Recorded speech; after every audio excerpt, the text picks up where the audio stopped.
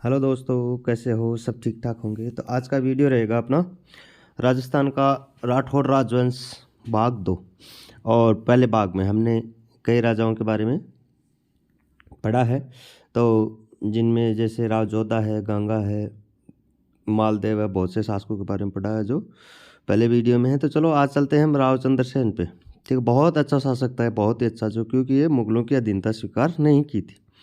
तो इनके उपनाम देख लेते। मारवाड़ का प्रताप किसको कहा जाता है? चंद्रसेन को।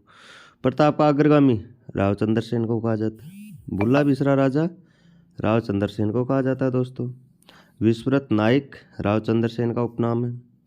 और महाराणा प्रताप का पथ प्रदर्शक आदि नामों से राव चंद्रसेन को जाना जाता है। फिर से एक बार देखना, यह बहुत बार पूछा जाता है उपनाम कि मारवाड़ का प्रताप या महाराणा प्रताप कौन है? राव चंद्रसेन। प्रताप का अग्रगामी राव चंद्रसेन। भुला बिसरा राजा, क्योंकि भटकता रहा, चारों तरफ एक जगह नहीं टिक पाया बेचारा, तो भुला बिसरा राजा भी राव चंद्रसेन को कहते हैं मारवाड़ का। विस्मृत नायक राव चंद्रसेन को।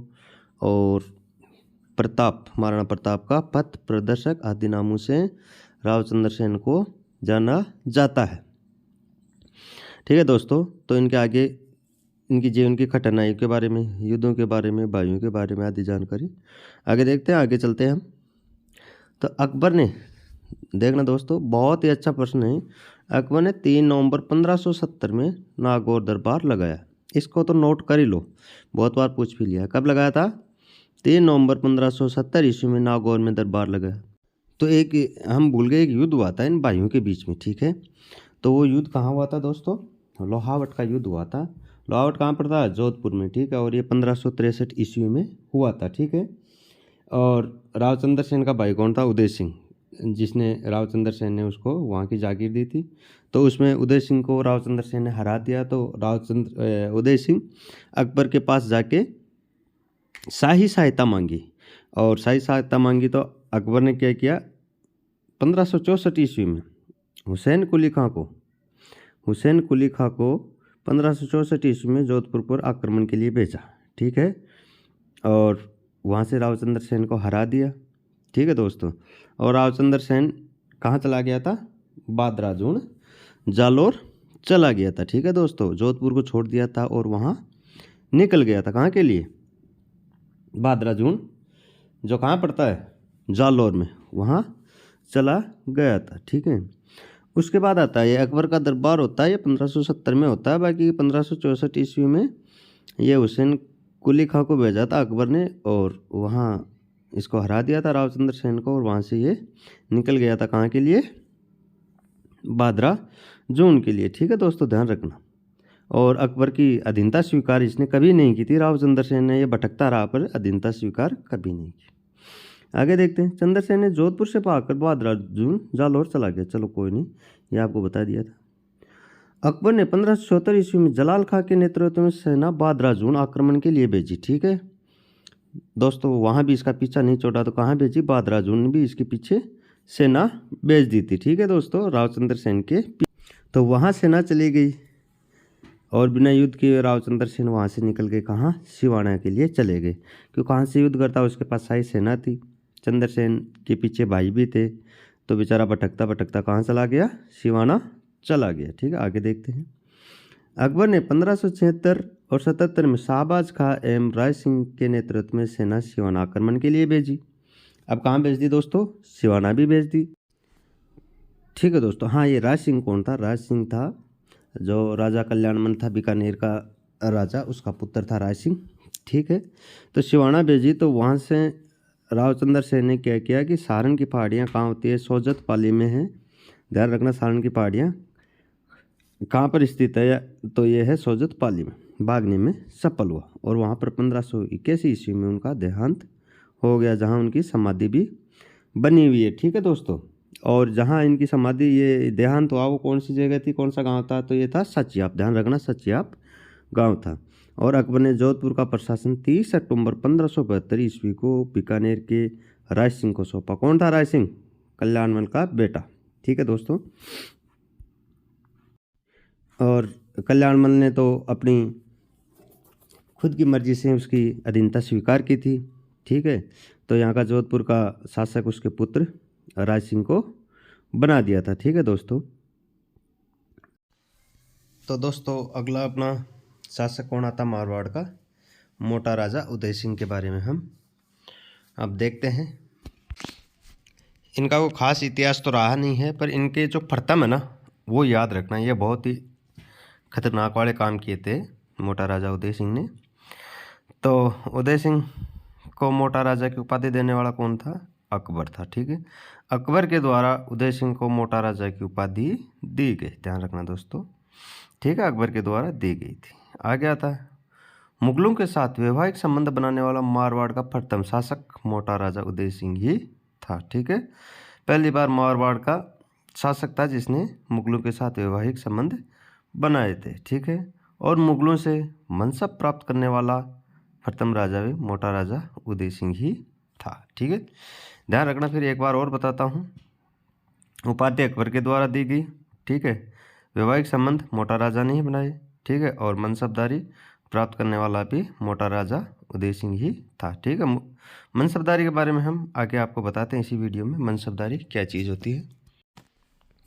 आगे चलते हैं। तो मोटा राजा उदय सिंह ने अपनी पुत्री, जिसका क्या नाम था? जगत गुसाई। ठीक है, उसका विवाह किसके साथ किया? सलीम के साथ किया। और जगत गुसाई ने खुर्रम, जो शाहजहाँ था, आगे चल के उसको जन्म दिया। ठीक है, ध्यान रखना। खुर्रम था, वो किसका पुत्र था? जगत गुसाई का। ठीक है दोस्तों, और ये मोटा राजा उदय सिंह की पुत्री थी। और मोटा राजा उदय सिंह ने ही पहले ही मारवाड़ का पहला शासक था जिसने मुगलों के साथ वैवाहिक संबंध बनाए थे। ठीक है, और अपनी पुत्री जगत गुसाई को सलीम के साथ विवाह किया। ठीक है, आगे देखते हैं इनके बारे में। और तो मोटा राजा उदय सिंह के एक पुत्र था जिसका नाम क्या था? किशन सिंह। ठीक है, और किशन सिंह ने किशनगढ़ रियासत की स्वतंत्र रूप से स्थापना की थी। ठीक है दोस्तों, स्वतंत्र रूप से स्थापना किसने की थी? किशन सिंह ने। किसका पुत्र था? मोटा राजा उदय सिंह। ये वही किशनगढ़ है जहाँ बनी ठनी का चित्र है। ठीक है दोस्तों, और उसका चित्रकार कौन था? निहाल चंद। ठीक है, ध्यान रखना इसका, निहाल चंद काफ़ी बार पूछा गया है। अब आगे आता है अपना महाराजा गज सिंह। ठीक है दोस्तों, क्या था? महाराजा गज सिंह। ज़्यादा खास नहीं है, इनकी उपाधि है, उपाधि का ध्यान रखना है, दलथम्बन वाली उपाधि है। ये किसको मिली थी? महाराजा गज सिंह को। ठीक है, तो महाराजा गज सिंह को एक उपाधि मिली थी जिसका नाम था दलथम्बन। और दलथम्बन से क्या आश्रय दोस्तों? कि दल को थामने वाला होता है उसको दलथम्बन कहते हैं। और महाराजा गज सिंह को ये उपाधि मिली थी, कौन सी? दलथम्बन की। याद रखना, काफ़ी अच्छा क्वेश्चन है दलथम्बन वाला, कि किसको मिली थी दलथम्बन की उपाधि? तो ये उपाधि मिली थी महाराजा गज सिंह को। ठीक है, और देखते हैं इनके बारे में। तो चलो आगे देखते हैं इनके बारे में। एक इनको घोड़ों की शाही दाग, बहुत अच्छा है पॉइंट है ये भी, घोड़ों की शाही दाग से मुक्ति महाराजा गज सिंह को मिली थी। ठीक है, अब ये शाही दाग या घोड़े दागने वाली ये प्रथा ये किसके द्वारा चलाई गई थी दोस्तों? तो ये चलाई गई थी अलाउद्दीन खिलजी के द्वारा। ठीक है, इसके बारे में बता देते हैं। घोड़े दागने की प्रथा, इसमें क्या होता था कि घोड़ों के ऊपर कहीं दाग लगा दिया जाते थे, जला दिया जाता था, जिससे उनके निशान बन जाते थे। ठीक है, कि जो अपने अधीन कोई भी शासक होगा, अपने अधीन जो राजाओं को ले लेते थे, अधीनता स्वीकार कर लेते थे, तो वो उनको अपने घोड़े दिया करते थे। उनका खर्चा पानी खुद जो वहाँ के शासक थे, मुगल शासक, वो वहन करते थे। ठीक है, उनका खर्चा पानी। तो क्या करते थे, कई करप्शन ज़्यादा था, राजा थे वो निम्न श्रेणी के घोड़े ले लेते थे और उनको ठीक से खाना पानी न दे के, और जो बचा कुचे पैसे थे वो अपने जेब में डाल लेते थे। ठीक है, तो इनका क्या किया अलाउद्दीन खिलजी ने दोस्तों?